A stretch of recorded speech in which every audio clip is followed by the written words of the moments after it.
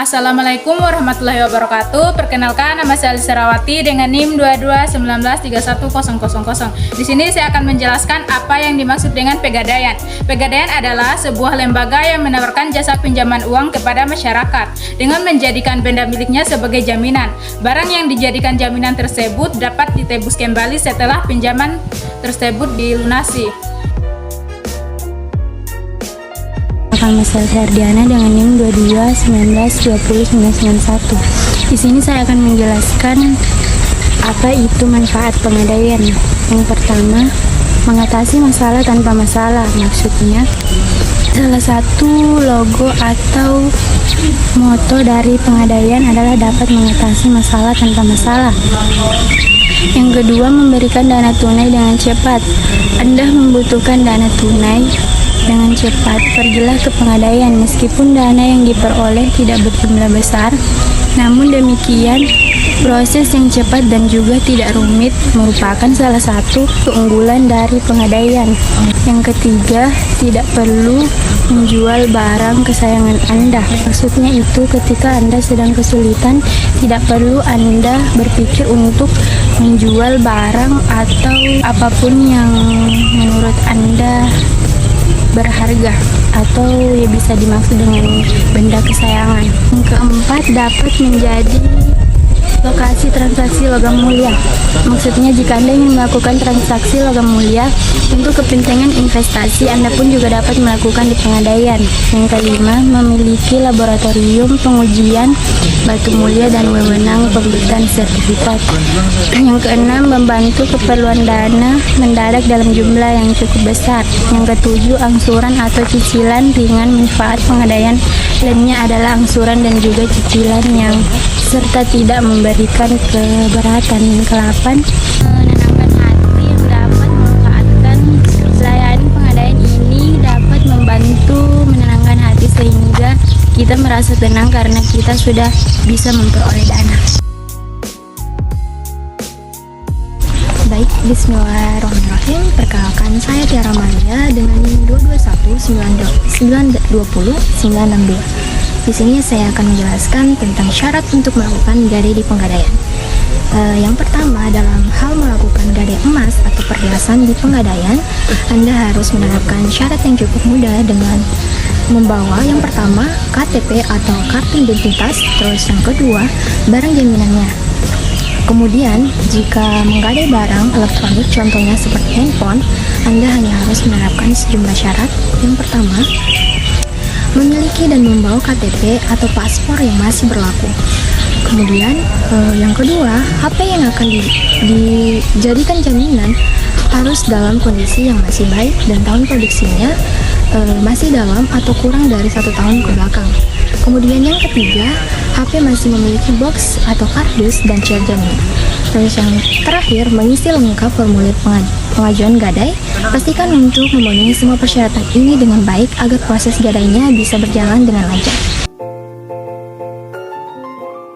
Perkenalkan, nama saya Ayu Lestari dengan NIM 22192090. Baik, di sini saya akan membahas tentang metode perhitungan bunga dalam pegadaian. Ada dua metode umum yang digunakan untuk menghitung bunga. Yang pertama itu ada metode flat rate.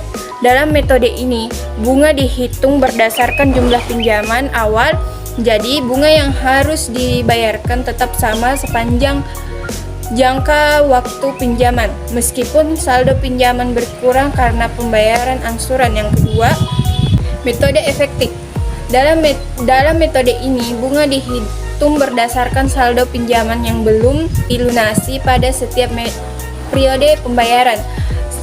Dengan seiring berjalannya waktu dan dilakukannya pembayaran angsuran, jumlah bunga yang harus dibayarkan akan berkurang karena saldo pinjaman berkurang. Baik, kita akan membahas tentang biaya gadai. yang dimana biaya gadai itu sendiri biasanya dikenakan sebagai presentase dari nilai barang yang digadaikan. Presentase ini bervariasi tergantung pada jenis barang dan kebijakan dari penggadaian yang digunakan. Sebagai contohnya, jika nilai barang adalah sebesar 100 juta dan biaya gadai adalah 10%, maka biaya gadai yang harus dibayarkan yaitu sebesar Rp100.000.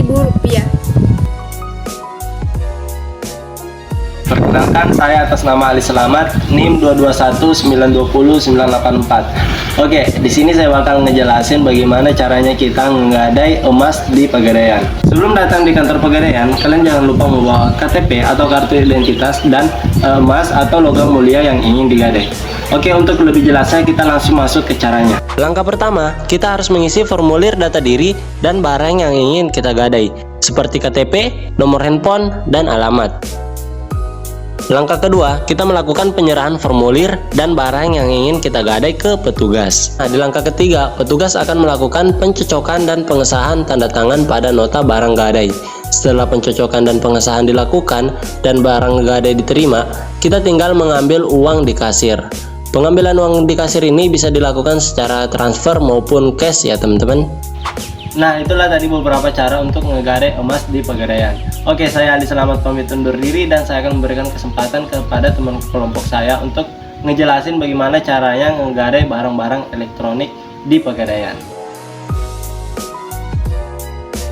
Perkenalkan, nama saya Muhammad Muhammad dengan NIM 221931023. Baik, di sini saya akan menjelaskan tentang bagaimana cara pengajuan Pegadaian, yang dimana Pegadaian ini bukan cuma berupa emas saja, tapi barang elektronik ini seperti HP, laptop, kamera, atau televisi dengan barang elektronik lainnya.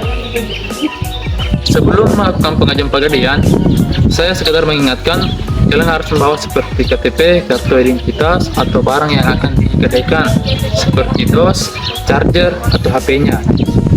Baik, saya akan menjelaskan tata cara pengajuan Pegadaian. Pertama, kalian harus mengisi formulir pengajuan gadai. Kemudian, serahkan KTP dan barang yang mau digadai ke petugas.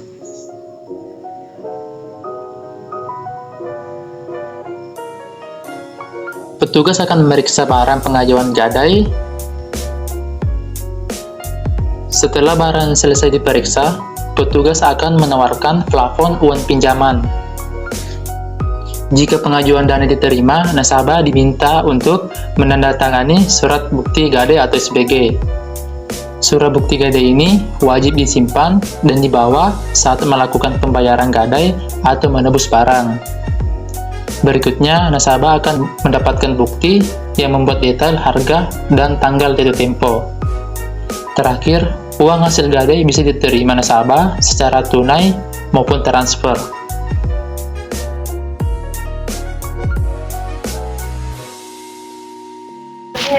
Baik, itulah tadi beberapa proses untuk menggadai barang-barang elektronik di Pegadaian. Saya Muhammad Muhammad, mohon undur diri. Saya Fadila Lestari dengan NIM 181921686. Di video ini saya akan menjelaskan terkait dengan Pegadaian sebagai lembaga perkreditan pemerintah dan tentunya memiliki kekurangan dan kelebihan. Di sini saya akan membahas tentang apa aja yang menjadi kekurangan dan kelebihannya gitu. Adapun kelebihannya, yang pertama, persyaratan ringan dan mudah. Kemudian yang kedua itu prosedurnya sederhana, dan yang ketiga itu tidak dipungut biaya administrasi. Yang keempat itu tidak perlu kita membuka rekening tabungan seperti deposito ataupun giro. Dan yang kelima itu adalah keanekaragaman barang yang bisa dijadikan jaminan, dan masih banyak lagi. Adapun kelemahan Pegadaian ini, yang pertama, sewa modal Pegadaian itu relatif lebih tinggi daripada suku bunga perbankan. Yang kedua itu harus ada jaminan barang yang bernilai seperti emas sebagai jaminan. Kemudian yang ketiga itu jumlah kredit gadai yang diberikan itu masih terbatas. Dan yang terakhir, barang bergerak yang digadaikan itu harus diserahkan ke Pegadaian sehingga barang tersebut tidak dapat dimanfaatkan selama digadaikan. Nah, itulah tadi materi yang sudah dipaparkan oleh teman saya, dan sekarang kita sudah tahu apa itu Pegadaian. Pegadaian adalah salah satu lembaga keuangan yang berfungsi meminjamkan kredit kepada masyarakat atas dasar hukum gadai dengan jaminan benda bergerak dengan prosedur yang sangat mudah, aman, dan cepat, serta tanpa syarat apapun mengenai penggunaan dananya. Oke teman-teman, mungkin sampai di sini dulu video kali ini. Lebih dan kurangnya mohon dimaafkan. Akhir kata, wabillahi taufik wal hidayah. Wassalamualaikum warahmatullahi wabarakatuh.